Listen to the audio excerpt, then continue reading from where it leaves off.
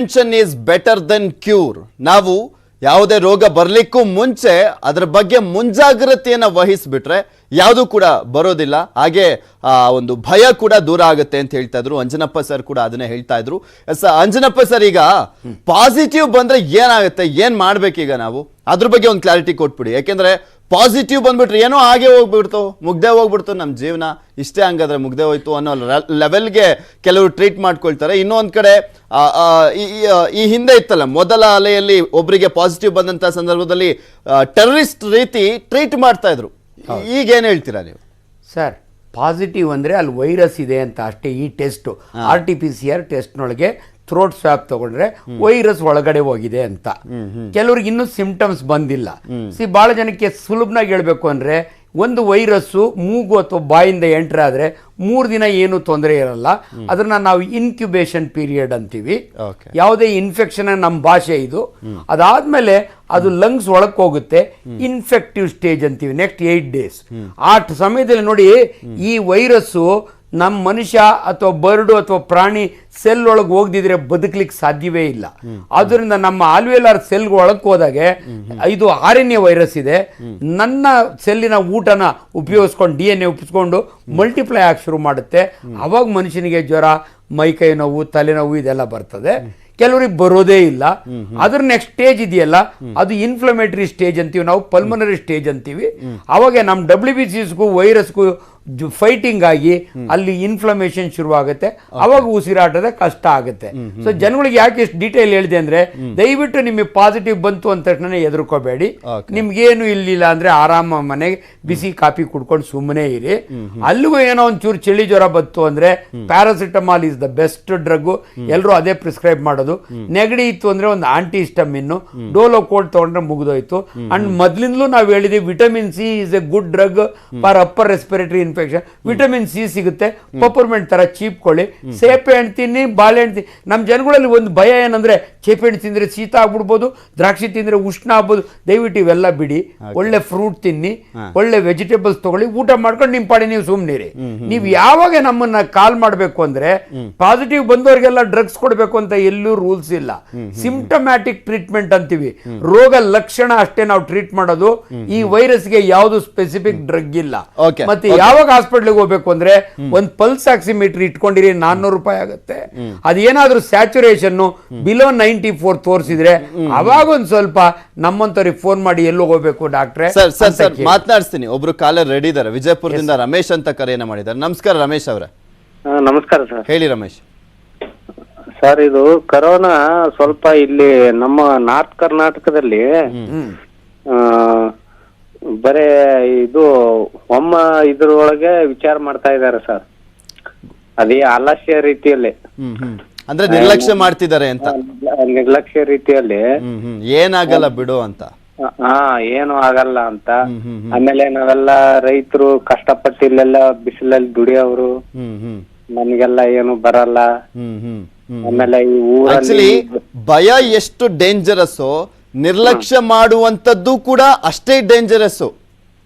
Sir, ಅವರು ಬಹಳ ಚೆನ್ನಾಗಿ ಹೇಳ್ತಿದ್ರು. ಅದಕ್ಕೊಂದು ಸೈಂಟಿಫಿಕ್ ಎಕ್ಸ್ಪ್ಲನೇಷನ್ ಕೊಟ್ಬಿಡ್ತೀನಿ ಸರ್. ಹೇಳಿ ಸರ್. ಏನ್ ಬ್ಯೂಟಿಫುಲ್ ಅಂದ್ರೆ, ನಮ್ಗೆ ಇಂಡಿಯನ್ಸ್ಗೆ ನ್ಯಾಚುರಲ್ ರೆಸಿಸ್ಟೆನ್ಸ್ ಯಾಕೆ ಜಾಸ್ತಿ ಅಂದ್ರೆ, ಅವ್ರು ಹೇಳ್ದಂಗೆ ರೈತ ಮಕ್ಳಿದಾರಲ್ಲ, ನಾವು ಹಳ್ಳಿ ಕಡೆ ಒಂದು ಭಾಷೆ ಇದೆ, ಬೀದಿ ಮಕ್ಕಳು ಬೆಳ್ಕೊಂಡೋದೋ, ಕೋಣೆ ಮಕ್ಕಳು ಕೊಳ್ತ್ಕೊಂಡೋದೋ ಅಂತ.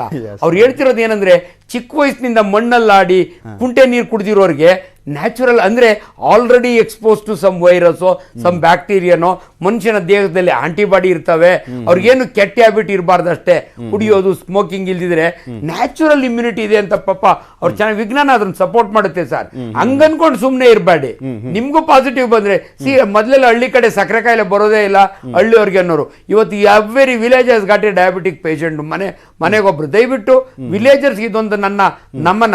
ನೀವು ಒಳ್ಳೆ ರೆಸಿಸ್ಟೆನ್ಸ್ ಇದೆ, ಇಲ್ಲ ಅನ್ನೋದಿಲ್ಲ. ನಿರ್ಲಕ್ಷ್ಯ ಮಾಡಬೇಡಿ, ಅದೊಂದು ಮಾಡಬೇಡಿ. ನೀವು ಈಗ ತುಂಬಾ ಪಾಸಿಟಿವ್ ಮಾತಾಡಿದ್ರಿ, ಬಟ್ ನಿರ್ಲಕ್ಷ್ಯ ಇದಕ್ಕೆ ಜಾಸ್ತಿ ಆಗುತ್ತೆ, ಅದನ್ನು ಹೇಳ್ಬಿಡಿ. ಹಂಗನ್ ಭಯ ಇಲ್ಲ, ಓಕೆ, ಹಂಗನ್ಬಿಟ್ಟು ನಿರ್ಲಕ್ಷ್ಯ ಅಂತೂ ಮಾಡಬೇಡಿ. ಎಸ್ ಸರ್, ಇದು ಪ್ರಮುಖವಾಗಿ. ಆಕ್ಚುಲಿ ಕೆಲವರು ಭಯ ಇಲ್ಲ, ಓಕೆ, ಹಂಗನ್ಬಿಟ್ಟು ಬಿಡ, ಅದ್ ಬಂದ್ರೆ ಏನಾಗ್ಬಿಡುತ್ತೆ, ಅದು ನಾನ್ ದುಡಿಯೋ ಮನುಷ್ಯ ಇದ್ದೀನಿ, ಬಿಸಿಲ್ನಾಗಿರ್ತೀನಿ, ನನಗೇನು ಮಾಡಲ್ಲ ಅದು ಅಂತ ಅವರು ಉಡಾಫೆ. ಅವರ ಮನೆಯಲ್ಲಿ ಹಿರಿ ಜೀವಗಳಿದ್ರೆ ಅದು ಪ್ರಾಬ್ಲಮ್ ಆಗ್ಬಿಡುತ್ತೆ. ಅವ್ರು ಏನೋ ಓಕೆ ಬಿಸಿಲು ಎಲ್ಲದು ಆರೋಗ್ಯವಂತರಾಗಿರ್ತಾರೆ, ಹಾಗೆ ಆಂಟಿಬಾಡೀಸ್ ಕೂಡ ಜಾಸ್ತಿ ಇರುತ್ತೆ. ಬಟ್ ಹಿರಿಯರಿದ್ದಂತ ಸಂದರ್ಭದಲ್ಲಿ ಪ್ರಾಬ್ಲಮ್ ಆಗ್ಬಿಡುತ್ತೆ ಇವರೆಲ್ಲ ನಿರ್ಲಕ್ಷ್ಯ ಮಾಡ್ಬಿಟ್ರೆ ಜಾಸ್ತಿ ಆಗುತ್ತೆ. ಸರ್ ಕೊನೆದಾಗಿ ಆನಂದ್ ಸರ್, ಕೊನೆದಾಗಿ ಏನ್ ರಿಯಾಕ್ಷನ್ ಭಯನೇ ಒಂದು ವೈರಸ್.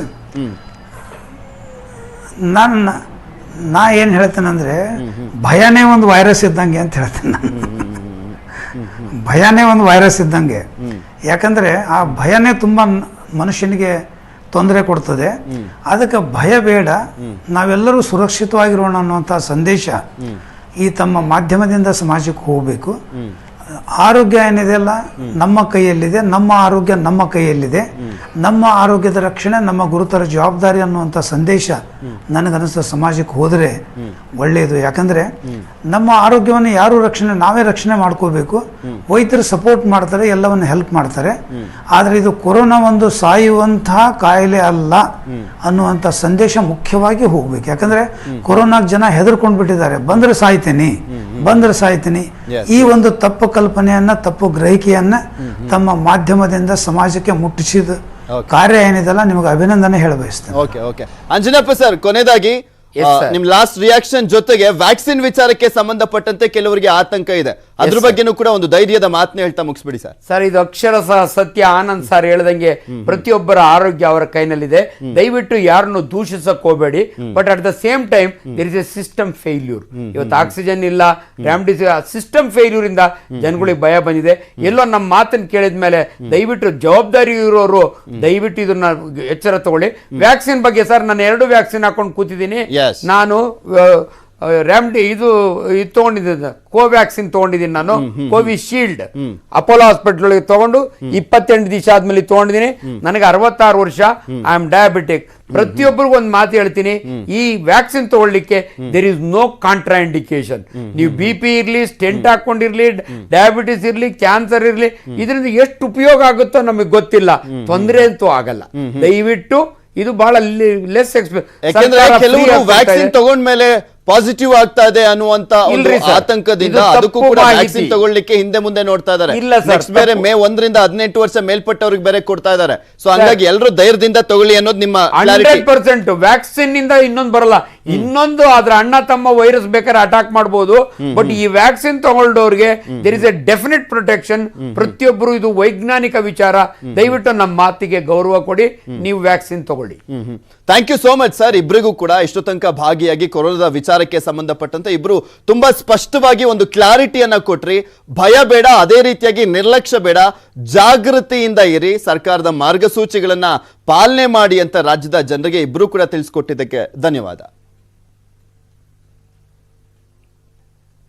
ವೀಕ್ಷಕರೇ, ಇಲ್ಲಿ ವ್ಯಾಕ್ಸಿನ್ ವಿಚಾರಕ್ಕೆ ಸಂಬಂಧಪಟ್ಟಂತೆ ಗೊಂದಲ ಇತ್ತು, ಅದ್ರ ಬಗ್ಗೆನೂ ಕೂಡ ಕ್ಲಾರಿಟಿಯನ್ನ ಕೊಟ್ಟಿದ್ದಾರೆ. ಇನ್ನ ಕೊರೋನಾದ ವಿಚಾರಕ್ಕೆ ಸಂಬಂಧಪಟ್ಟಂತೆ ಕೊರೋನಾ ಬಂದ್ಬಿಟ್ರೆ ಏನಪ್ಪ ಅದು ಇದು ಅಂತೆಲ್ಲ ಆತಂಕ ಇತ್ತಲ್ಲ, ಅದು ದೂರ ಆಯ್ತು ಅಂತ ಅನ್ಕೊಳ್ತೀವಿ ಈ ನಮ್ಮ 1 ಗಂಟೆಯ ಕಾರ್ಯಕ್ರಮದಲ್ಲಿ. ಯಾಕೆಂದ್ರೆ ಇಲ್ಲಿ ಪ್ರಮುಖವಾಗಿ ಧೈರ್ಯವೇ ನಮಗೆ ಈ ಕೊರೋನಾದಿಂದ ದೂರ ಇರಲಿಕ್ಕೆ ಒಂದು ದೊಡ್ಡ ಬಿಗ್ಗೆಸ್ಟ್ ಒಂದು ಶಕ್ತಿ ಅನ್ನುವಂಥದ್ದು. ಸೊ ಪ್ರತಿಯೊಬ್ಬರು ಕೂಡ ಸರ್ಕಾರದ ಮಾರ್ಗಸೂಚಿಗಳನ್ನ ಫಾಲೋ ಮಾಡಿ. ಮೇಯ್ನ್ ಆಗಿರುವಂಥದ್ದು ಅಂದ್ರೆ ಇಷ್ಟೇ, ಮಾಸ್ಕ್ ಅನ್ನ ಬಳಸಿ, ಸೋಷಿಯಲ್ ಡಿಸ್ಟೆನ್ಸ್ ಅನ್ನ ಮೇಂಟೈನ್ ಮಾಡಿ, ಸ್ವಚ್ಛತೆಯನ್ನ ಕಾಪಾಡ್ಕೊಳ್ಳಿ. ಯಾವ ವೈರಸ್ಸು ಕೂಡ ಬರಲ್ಲ, ಕೊರೋನಾ ಅಂತಲ್ಲ, ಯಾವ ವೈರಸ್ ಕೂಡ ಬರೋದಿಲ್ಲ. ಈ 3 ಫಾಲೋ ಮಾಡಿಬಿಟ್ರೆ. ಇವಿಷ್ಟು ಈವರೆಗಿನ ಸುದ್ದಿ.